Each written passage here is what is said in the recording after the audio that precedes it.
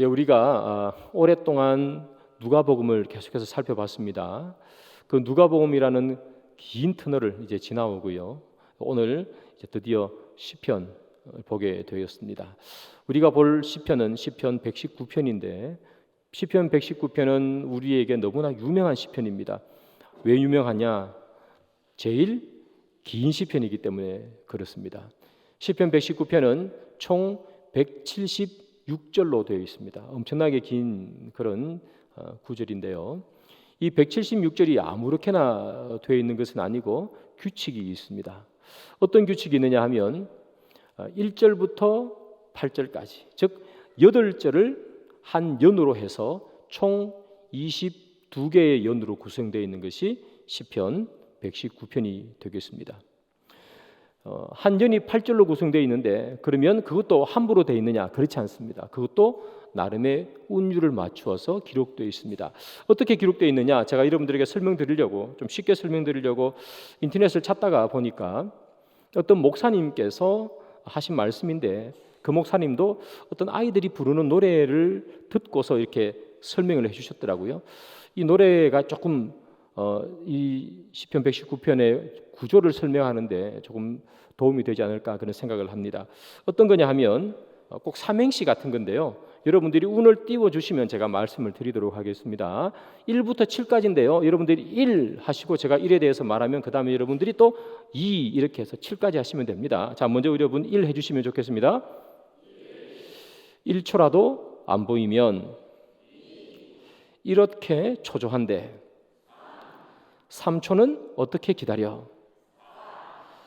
사랑해, 널 사랑해. 오늘은 말할 거야. 60억 인구 중에서 널 만난 건 행운이야 하는 이런 노래라고 합니다. 노래입니다. 여러분 이걸 보면 삼행시처럼 그렇게 되죠. 1 하니까 1초라도 안 보이면 2 이렇게 초조한데 그렇게 되죠. 앞에 글자를 따서 이렇게 되죠. 시편 119편도 그렇습니다. 시편 119편도 한 연이 8절로 되어 있는데 그 연은 또 다 알파벳 순서대로 기록되어 있습니다. 그러니까 1년은 8절로 되어 있잖아요. 1절 우리 본문 1절부터 8절까지가 1년입니다. 1절도 2절도 3절도 4절도 5절도 6절도 7절도 8절도 첫 번째 글자는 다 똑같이 히브리어 알파벳 첫 번째 글자 알렙이라는 글자로 8절이 다 기록되어 있습니다. 2절은 9절부터 16절까지겠죠. 9절부터 16절 각각 절마다 처음 시작하는 단어는 히브리 알파벳 두 번째 글자 베트라는 글자로 다 시작합니다. 3년은 당연히 17절부터 24절까지겠죠. 그 각각의 절을 시작은 히브리 알파벳 세 번째 글자 귓멜이라는 글자로 시작합니다. 그렇게 쭉 가서 마지막 22연이 나오겠죠. 22연의 8절도 각각 첫 번째 각절의 첫 번째 글자는 히브리어 알파벳 22번째 글자인 라멕이라는 글자로 끝이 납니다. 시작됩니다. 그게 이 히브리어 이 시편 119편의 가장 특징적인 그런 형식입니다. 이런 형식을 답관체라 그렇게 부르게 되죠. 그래서 이 시편 119편의 형식은 그렇습니다. 내용은 뭐냐? 176절이나 되는 긴 절인데요. 내용은 상당히 간단합니다. 왜 간단한가? 시편 119편이 176절인데 그 중에 딱 4절을 제외한 나머지 172절은 율법, 하나님의 말씀, 하나님의 증거, 규례 이처럼 율법과 그의 동의어가 이 172절에 다 들어가 있습니다. 한 절도 빠짐없이. 그래서 이 시편 119편은 이렇게 길음에도 불구하고 내용은 뭐냐 하면 아주 간단합니다. 하나님의 말씀에 대해서 기록한 것이 시편 119편이 되겠습니다. 자, 그러면 우리가 이 시편 119편을 이 시편을 쓴 기자가 히브리어 운율에 맞추어서 히브리어 첫 번째 글자인 알렙부터 시작해서 마지막 글자인 라멧까지 이렇게 운율에 맞춰서 쭉 썼던 이유를 우리는 알 수 있을 겁니다. 그건 뭐냐 하면 그게 왜 그런가 하면 우리 인생, 우리의 삶을 살아가는 우리의 인생이 이 히브리어 알파벳이라고 비유를 하면 우리 인생의 처음부터 끝까지 모든 우리의 인생을 아우르는 것은 무엇이다? 하나님의 말씀이라는 거예요. 성도의 인생이 처음부터 끝까지 다 하나님의 말씀으로 아우러진다 하는 이야기입니다. 우리의 인생을 살아가는 방법도 말씀이고, 우리가 복을 받는 것도 하나님의 말씀이고, 우리의 인생의 기준도 하나님의 말씀이다. 그래서 우리가 살아가는 처음부터 끝까지 모든 것이 다 하나님의 말씀임을 이야기하는 것이 시편 119편입니다. 자, 이 시편 119편이 전체적인 내용이 그런데요, 오늘 본문 시편 119편 처음 시작하는 1절 첫 단어가 그래서 어떻게 시작되는가? 히브리어 원문에 보면 이렇게 시작됩니다. 복이 있으며 라고 시작합니다.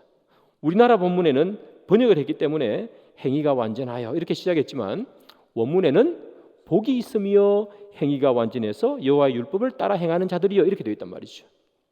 자, 그러면 오늘 우리가 읽을 본 이 구절은 핵심은 뭐냐? 복이 있으며, 어떤 사람이 복을 받고 누가 복을 받느냐 하는 것이 오늘 본문의 전체적인 내용이 되겠습니다. 자, 그러면 하나님의 복을 어떤 사람이 받고 누가 복을 받을까요? 1절에 이렇게 되어 있습니다. 행위가 온전하여, 이렇게 되어 있습니다. 행위가 온전하여 여호와의 율법을 따라 행하는 자. 여러분, 행위가 온전하다 하는 말은 이런 말입니다. 원문에는 그 길이 온전하여라고 말합니다. 그 길이 온전하여. 여기서 말하는 길이라는 것은 우리가 걸어 다니는 길을 말하지 않는 것은 알 겁니다. 여기서 말하는 길이란 우리 인생의 길, 삶의 길, 삶의 여정을 말합니다.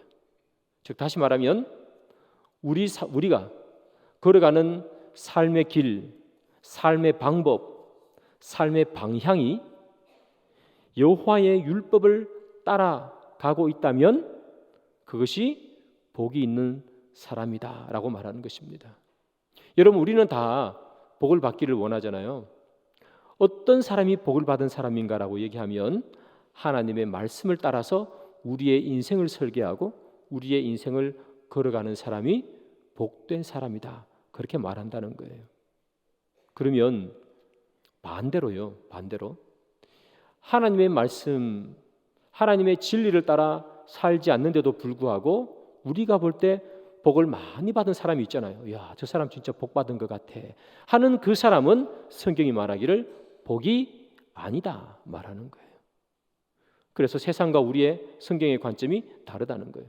우리는 보니까 저 사람 분명히 복을 많이 받은 것 같아. 야, 너 로또에 당첨됐어? 야, 무슨 복이 전생에 나라를 구했어? 이렇게 복을 많이 받은 것 같은데 주님께서 말씀하신 것은 하나님의 말씀을 따라 살지 않고 받은 많은 복이라고 생각되는 모든 것은 전부 다 복이 아니다, 그렇게 말하는 거예요.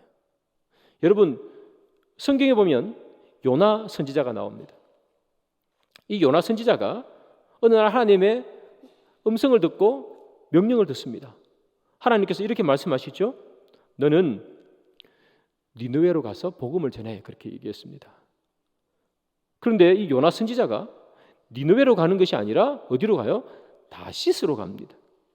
다시스로 간다는 이야기는 하나님께서 걸어가라 하신 그 길을 정반대로 걸어가는 것이죠. 하나님은 니느웨로 가 그랬는데 얘는 다시스로 가는 겁니다.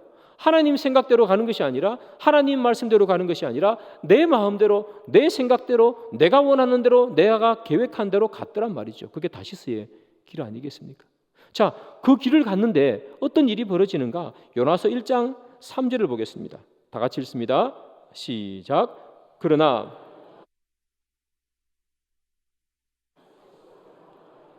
욥바로 내려갔더니 마침 만난지라 여호와의 얼굴을 피하여 그들과 함께 다시스로 가려고 배에 싹을 주고 배에 올랐더라. 이게 작년인가요? 재작년인가요? 이찬수 목사님 오셔서 말씀하신 거죠. 여기 보면 이렇게 돼 있지 않습니까? 그러나가 무슨 그러나입니까? 하나님이 너 니느웨로 가 그랬는데, 아니요, 나는 하나님 말씀대로 가지 않고 내가 가고 싶은 대로 갈래요, 그렇게 해서 다시스로 갔던 그러나입니다. 그죠? 하나님의 말씀, 하나님께서 원하시는 길 걷기를 거부한 그런 아이예요. 자, 하나님의 말씀을 걷기를 거부했어요. 그러면 벌이 내려야 되는데 어떤 일이 벌어졌어요? 마침이죠.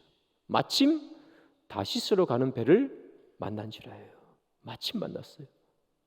여러분, 요즘은 배를 떠나는 시간이 딱 정해져 있잖아요. 뭐 오후 3시에 떠납니다. 그런데 저 시대에는 그런 게 없지 않습니까? 그죠? 뭐 선장 마음이지 뭐.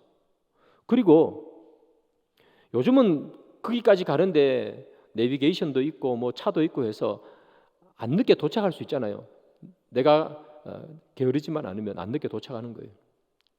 근데 저 때는 그런 것도 아니죠. 그냥 일단 욥바라는 곳으로 간 것 아닙니까? 그죠? 배가 있는 장소로 갔더니요, 마침 다시스로 떠나는 배가 있는 거예요. 여러분 생각을 해보십시오. 하나님께서 원하지 않는 길을 갔습니다. 그러나 하잖아요. 하나님께서 원하지 않는 길을 갔는데 벌이 내린 것이 아니라 마침 다시스로 가는 배가 또 거기 있었어요. 자기가 생각하고 자기가 계획한 대로 착착착 맞아 떨어지는 것이죠. 여러분, 하나님께서 원하지 않는 길을, 하나님께서 기뻐하지 않는 길을 갔는데, 그런데 마침 내가 원하는 길을 갔는데 탁탁탁 계획이 다 맞아 떨어집니다. 복일까요? 여쭤보는 거죠. 복입니까? 우리의 인생도 그렇지 않습니까? 하나님께서 이렇게 아니야, 그건 아니야, 이 길로 가야 해, 그렇게 나에게 말씀도 하시고 우리의 마음에도, 우리 양심에도 그렇게 말씀하시는데 내가 이 길을 가기 싫어요. 이쪽으로 가는 게 더 좋은 것 같아. 이쪽으로 갔어요. 그런데 갔는데 하는 일마다 다 잘 돼. 그게 복일까요? 그게 복입니까? 오늘 본문에 마침이잖아요. 갔더니 마침, 어떻게 다시스로 가는 배가 있네요. 복일까요? 여러분, 요나가 그 배를 타고 다시스에 갈 수 있었어요? 못 갔어요? 못 가죠. 가다가 큰 풍랑을 만나잖아요. 그때 사람들이 어떻게 해요? 너 때문에 풍랑이 왔어. 요나를 바닷속으로 풍덩 던져버리죠. 심청이처럼 인신제사 지낸 거예요. 풍덩 던져버렸어요. 제가 2부 때 춘향이라 그랬다가 심청인데 던져버렸어요. 여러분, 그는 자기의 길을 가는 듯 했어요. 그죠? 마침 배가 있었으니까. 그런데 하나님께서 막으시는 거죠. 배 물에 빠지는 거예요. 죽음을 경험한 거 아닙니까? 물론 뱃속에 물고기 뱃속에 들어가서 다시 살아나지만, 그리고 결국 그는 어디로 옵니까? 니느웨로 다시 오지 않습니까? 그러니까 하나님의 말씀이 아닌 곳으로 걸어가는데 그게 너무나 잘 맞아 떨어져서 내 마음대로 걸어가는 그 길 속에 내 계획대로 다 되면 그게 복일까? 아니라는 겁니다. 그 복 아니야 라고 얘기하는 겁니다. 결국 하나님께서 돌려놓으실 거야. 여러분, 우리 가운데도 그렇지 않습니까? 우리가 살다 보면 이거 꼭 잡고 싶고 가지고 싶은 기회들이 생깁니다. 근데 주님께서 우리에게 말씀하세요. 그건 아닌 것 같아. 그건 아니야. 그 길은 아니야. 그런데 나는 이걸 자꾸만 갖고 싶지 않아요. 그런데 잡았어요. 그래서 여러분들이 하나님의 원하는 길이 아니고 주께서 말씀하신 그 말씀이 아닌데도 불구하고 잡았음에 그것이 여러분들을 아름답게 만들고, 그러면 그것이 여러분들을 풍부하게 만들고, 그것이 여러분들을 화려하게 만든 것이 있다면 그것은 주의 복이 아닌 것을 기억하십시오. 주님께서는 언젠가 그것을 돌리십니다. 내 가운데, 내 인생 가운데 그런 것이 있다면 우리는 지금이라도 회개해야 합니다. 주님, 내 뜻대로, 내 마음대로, 내 계획대로 주의 길을 따르지 아니하고 내가 걸어갔는데 내가 이렇게 큰 복이 왔습니다. 이제까지 내가 잘해서 생긴 줄 알았는데 그거 아니군요. 우리가 회개할 수 있는 우리가 되기를 소망합니다. 자, 그러면 도대체 뭐가 복이냐 말이죠. 어떤 것이 복이냐? 성경을 한번 보겠습니다. 진짜 복이 뭔가? 시편 119편 6절입니다. 우리 다 같이 한번 읽습니다. 시작. 내가 주의 진짜 복은 뭔가? 주의 모든 계명에 주의할 때, 계명은 말씀 율법이잖아요. 하나님의 말씀을 주의할 때에 부끄럽지 아니하리다. 진짜 복 받은 것은 부끄럽지 않게 사는 것이 복입니다. 여러분, 우리 누구나 다 부끄럽지 않기를 원합니다. 여기 나오는 이 부끄럽다는 말은 원문으로 보면 수치스럽지 않다는 그런 뜻입니다. 우리는 누구도 다 부끄러움을 당하고 수치스러움을 당하는 것을 원하는 사람은 아무도 없습니다. 그렇지 않습니까? 그래서 우리 가운데서 사람들이 사람에게 이렇게 뭐라고 욕하는 것 가운데 참 치욕적인 말 중에 하나는 바로 이런 말이죠. 너는 어떻게 인간이 부끄러운지도 모르고 수치스러운지도 모르냐. 그 이야기가 정말 우리를 치욕스럽게 만드는 이야기 중에 하나입니다. 너는 사람이 어떻게 그렇게 부끄러운지도 모르고 수치스러운지도 모르고 어떻게 사람의 얼굴을 하고 저런 일을 할 수 있냐. 그 말은 무슨 말인가? 여러분, 부끄러움을 못 느끼는 것은 동물이죠. 짐승이란 말입니다. 짐승이 부끄러운 걸 느끼는 걸 보셨습니까? 너는 어떻게 사람인데 그렇게 부끄러운 걸 못 느껴라고 얘기하는 것은 너는 사람도 아니라는 뜻이에요. 짐승이라는 뜻입니다. 사람은 누구나 다 부끄럽지 않기를 원하는데 이 이야기는 정말 우리를 치욕스럽게 만드는 거죠. 그런데 이런 치욕스러운 욕을 들은 사람들이 있습니다. 누구냐 하면 이스라엘 백성들이에요. 여러분, 그들은 타락했습니다. 육체적으로 음행을 했습니다. 영적으로 우상을 숭배했습니다. 그래서 나라가 망하게 생겼습니다. 그럼에도 불구하고 그들은 그들의 죄를 잘못인지 모르고 살았어요. 그래서 이들을 보면서 이 선지자들이 이렇게 사는 유대인들, 특별히 이 유대인들 중에서도 이스라엘 백성들 중에서도 이 종교 지도자들 그리고 사회 지도층들을 보면서 정말 화가 나서 너무 답답해서 일갈을 던지는 말이 있습니다. 그게 뭐냐? 스바냐 2장 1절입니다. 우리 다 같이 읽습니다. 시작. 수치를 모르는 백성아 모일지어다 모일지어다. 이 스바냐 선지자가 뭐라고 얘기했다고요? 수치를 모르는 것들아라고 얘기했습니다. 다시 말하면 인간만도 못한 것들아 이런 얘기를 하는 겁니다. 어떻게 너희들은 수치를 모르느냐?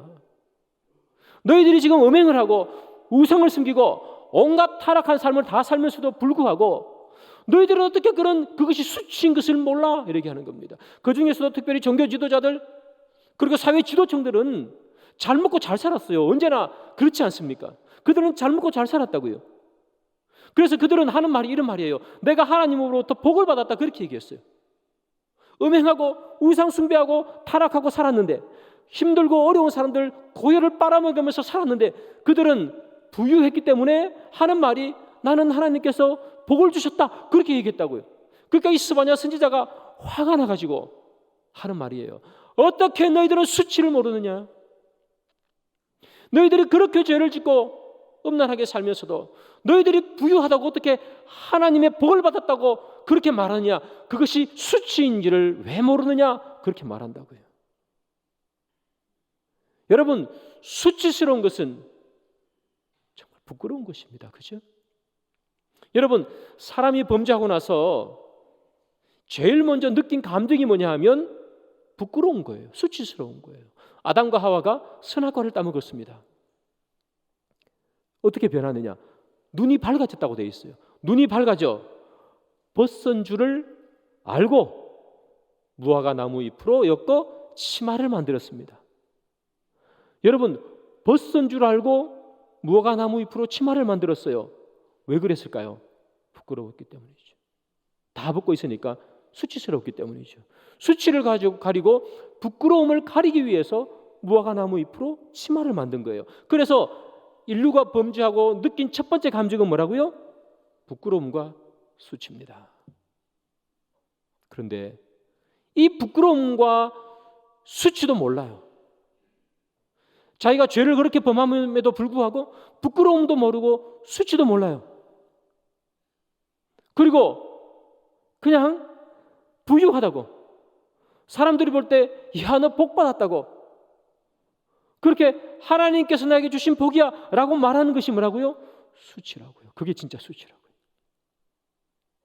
여러분, 우리는 부끄러움을 느끼며 살고 있는가를 생각해 봅시다. 여러분, 우리는 인생을 살면서 부끄러움을 느끼며 살고 계신가요? 우리는 모두 다 부끄러움을 느끼지 않고 수치스러움을 당하지 않고 살고 싶어 합니다. 그래서 힘도 키우고 돈도 벌고 다 그렇게 하는 거예요. 왜냐? 이게 없으니까 부끄러울 일이 생기고 수치스러운 일들이 생기더라는 거예요. 그렇습니다, 여러분. 돈 없으면 부끄러운 일이 생길 수 있습니다.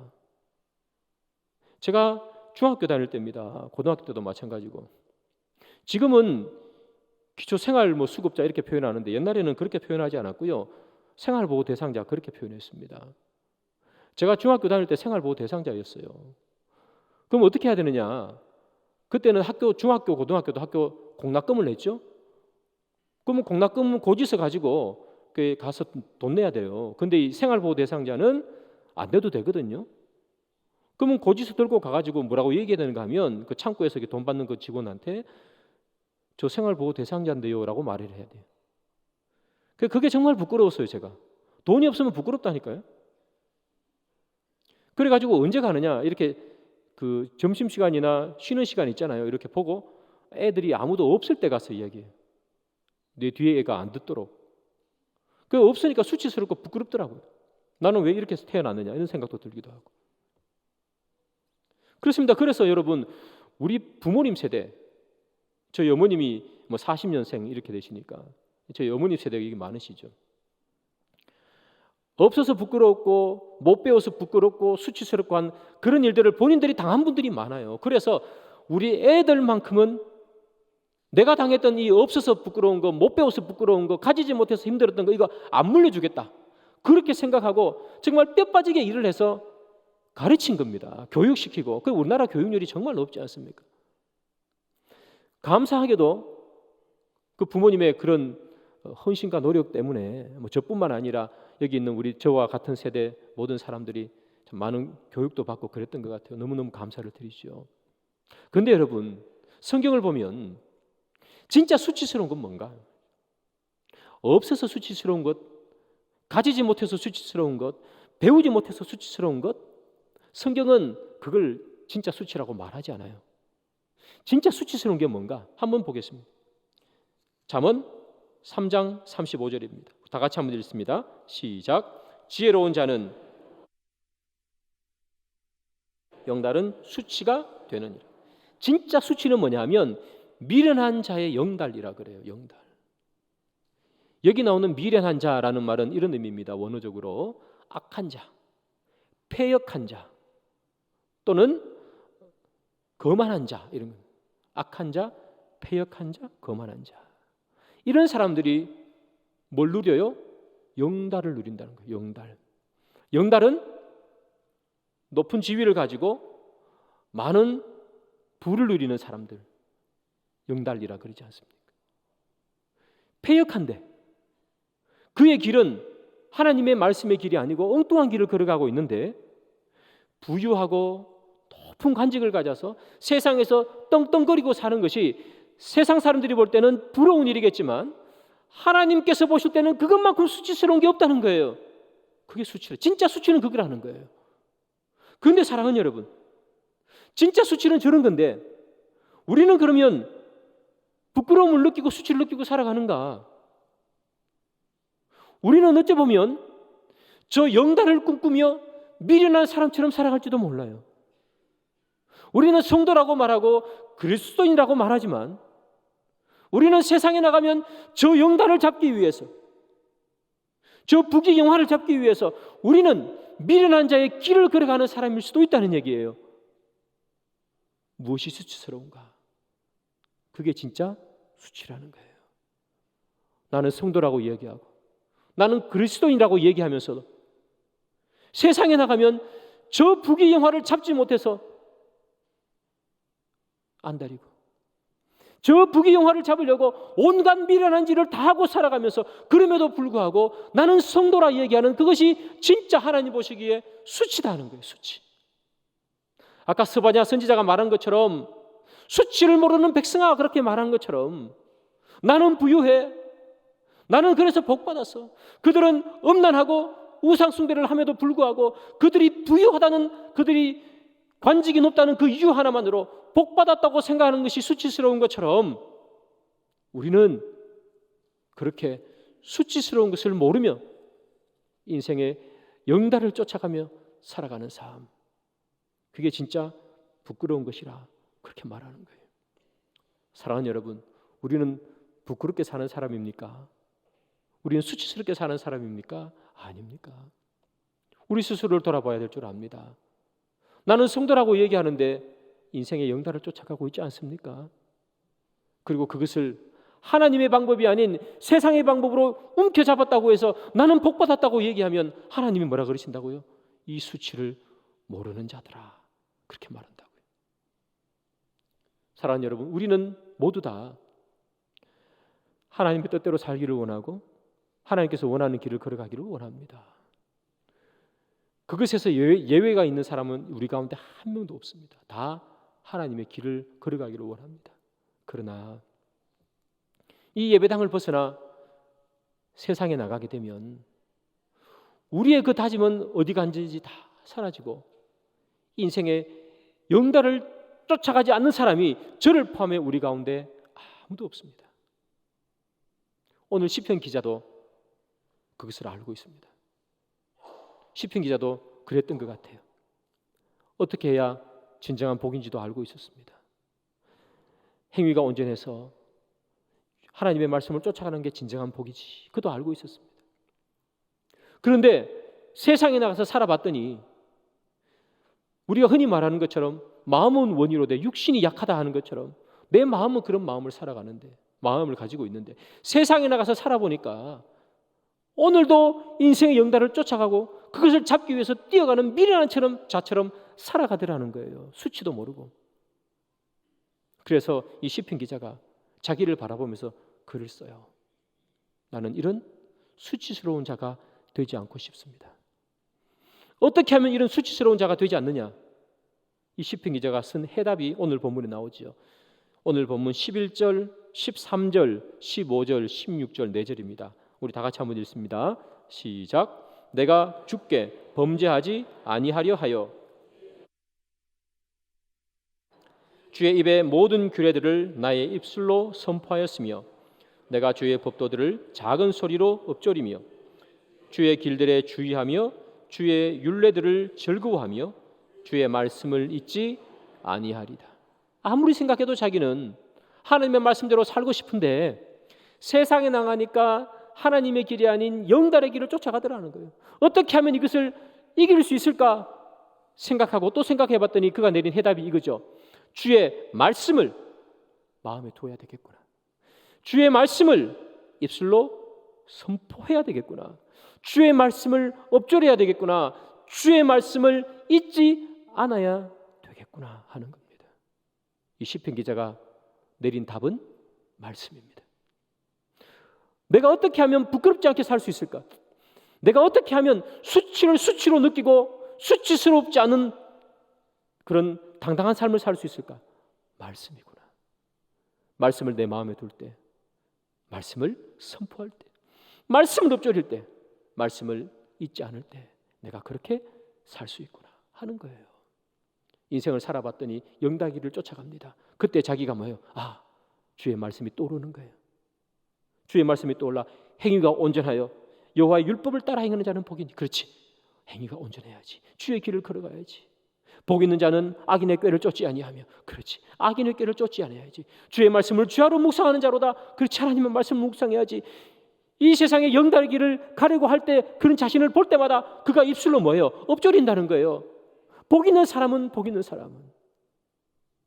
말씀을 선포하는 거예요. 말씀을 마음에 담는 거예요. 그것이 진짜 복받는 비결이라는 거예요. 하나님의 말씀을 잊지 않고 기억하고 내 입술로 선포할 때 우리는 수치가 수치인지를 깨달아 알아. 수치스럽지 않은 삶, 그 삶을 살 수 있다는 거예요.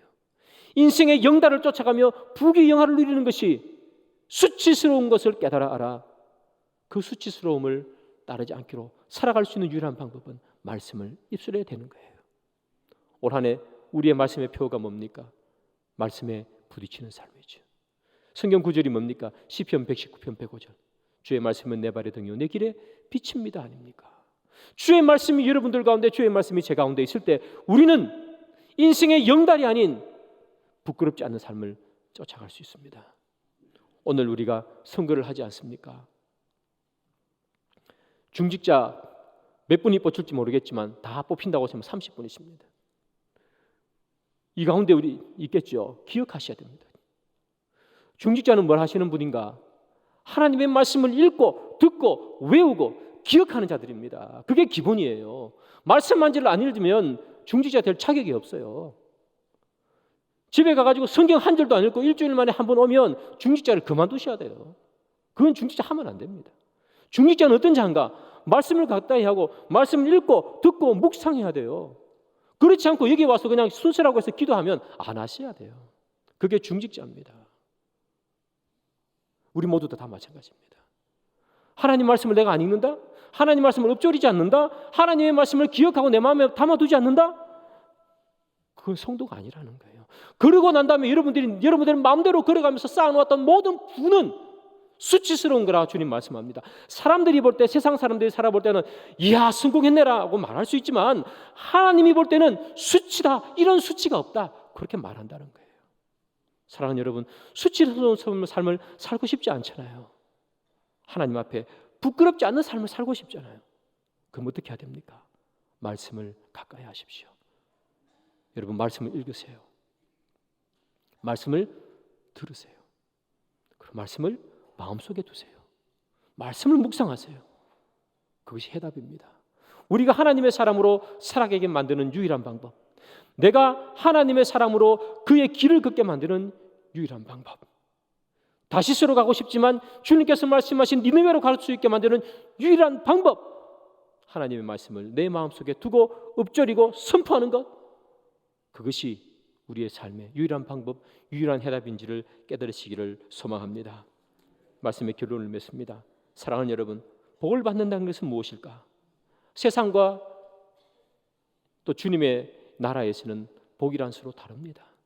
세상은 어찌했든 많이 가지면 복이지만 주님은 그렇지 않습니다. 어떻게 해서든 많이 가지는 것은 수치스럽다고 말합니다. 주의 길을 걸어갈 때, 주의 말씀을 따라갈 때 그 삶이 복받는 삶인 줄 기억하시고 하나님의 말씀을 늘 가까이 하시고 하나님의 말씀을 내 삶의 기준으로 삼아서 주의 말씀을 따라 걸어가시는 저와 여러분들이 되기를 주님의 이름으로 축복합니다.